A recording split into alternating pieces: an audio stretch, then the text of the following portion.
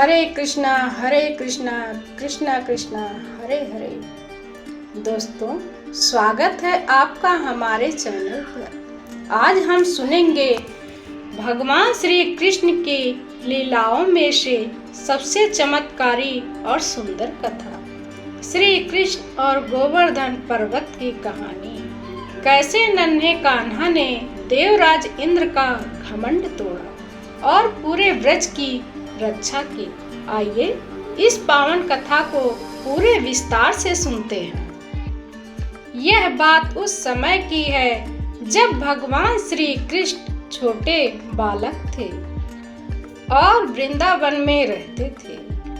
वृंदावन के सभी निवासी, जिन्हें ब्रजवासी कहा जाता है, हर साल वर्षा के देवता देवराज इंद्र की विशेष पूजा और यज्ञ की तैयारी करते थे। एक दिन नन्हे कृष्ण ने अपने पिता नंद बाबा और अन्य गोपों को पूजा की तैयारियों में बहुत व्यस्त देखा।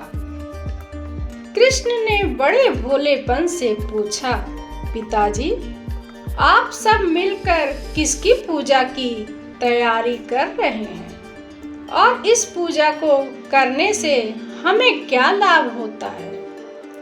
नंद बाबा ने मुस्कुराकर कहा, लल्ला, यह देवराज इंद्र की पूजा है। वे बादलों के स्वामी हैं और उन्हीं की कृपा से हमारे ब्रज में वर्षा होती है। वर्षा से घास और फसलें उगती हैं, जिससे हमारी गायों को चारा मिलता है और हमें अन्न। इसीलिए उनका आभार मानना हमारा कर्तव्य है। कृष्ण ने तुरंत उत्तर दिया, पिताजी, हम तो वनवासी और गोवर्धन पर्वत के आश्रित हैं। हमारी गायें गोवर्धन पर्वत पर चरती हैं। वहाँ के जंगलों से हमें फल, फूल और लकड़ियाँ मिलती हैं। इंद्र तो एक देवता हैं जो अपना कर्तव्य निभा रहे हैं। यदि हमें पूजा करनी है तो हमें अपने गोवर्धन पर्वत की और अपनी गायों की करनी चाहिए, जो साक्षात हमारे सामने हैं और हमारा पालन पोषण करते हैं। कृष्ण की यह तर्क संगत और मीठी बातें सुनकर सभी ब्रजवासियों को उनकी बात सही लगी। नंद बाबा सहित सभी गोपों ने इंद्र की पूजा रोक दी और गोवर्धन पर्वत की पूजा करने का निर्णय लिया। सभी ने मिलकर पर्वत को 56 प्रकार के भोग लगाए और उनकी आरती की। जब देवराज इंद्र को पता चला कि ब्रज के लोगों ने उनकी सदियों पुरानी परंपरा को छोड़कर एक छोटे से बालक के कहने पर गोवर्धन पर्वत की पूजा शुरू कर दी है, तो उनका अहंकार जाग उठा। इंद्र अत्यधिक क्रोधित हो गए और उन्होंने इसे अपना घोर अपमान समझा।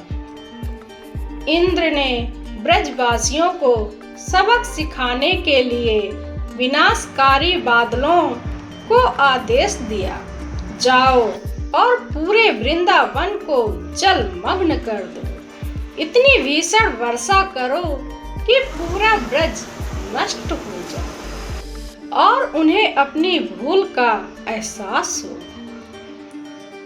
कुछ ही देर में वृंदावन के ऊपर घने काले बादल छा गए। कड़कड़ाती बिजली के साथ मूसलाधार बारिश शुरू हो गई। वर्षा इतनी तेज थी कि पानी की बूंदें चट्टानों की तरह गिर रही थी। देखते ही देखते चारों तरफ पानी ही पानी हो गया।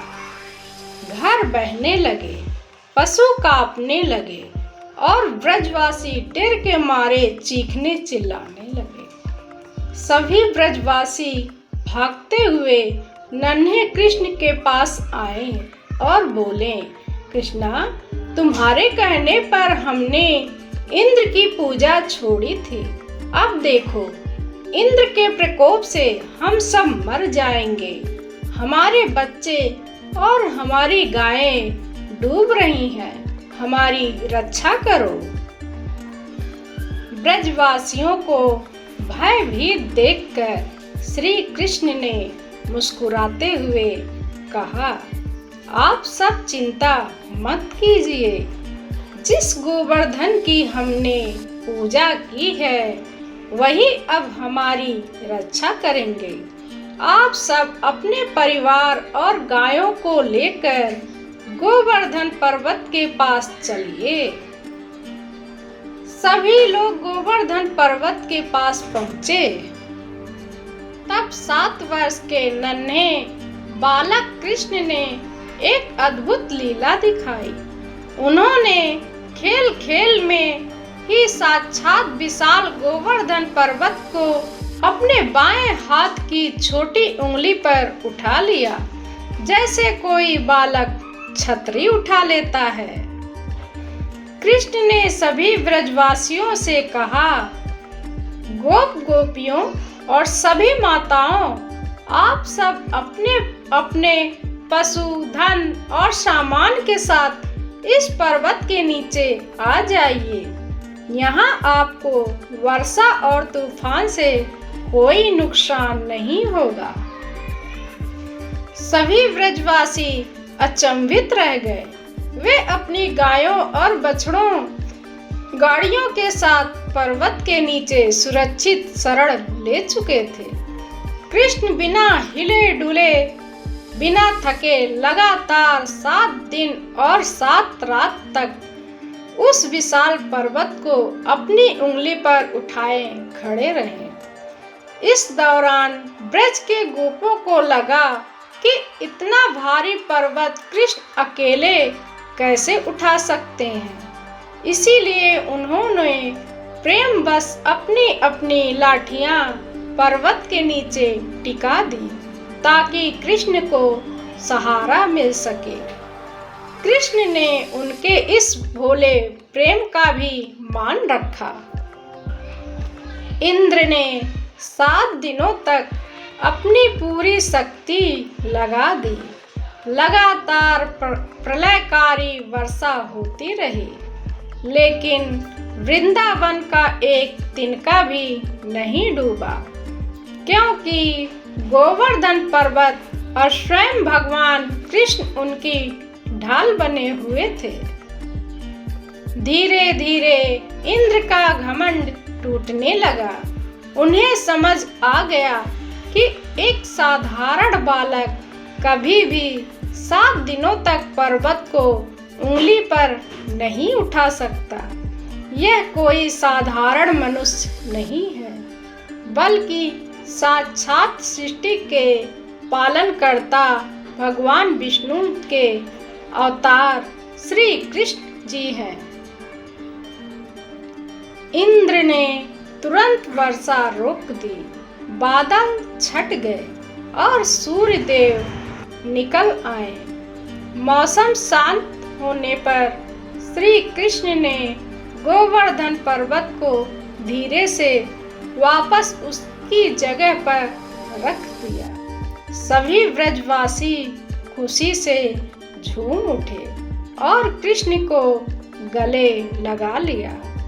इसके बाद देवराज इंद्र स्वर्ग से कामधेनु गाय को लेकर वृंदावन आए।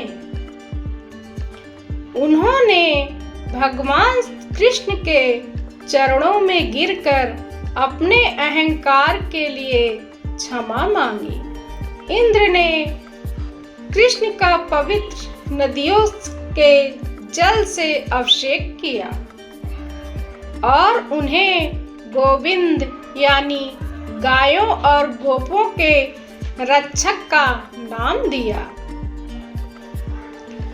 तो दोस्तों, यह थी भगवान श्री कृष्ण की दिव्य गोवर्धन लीला।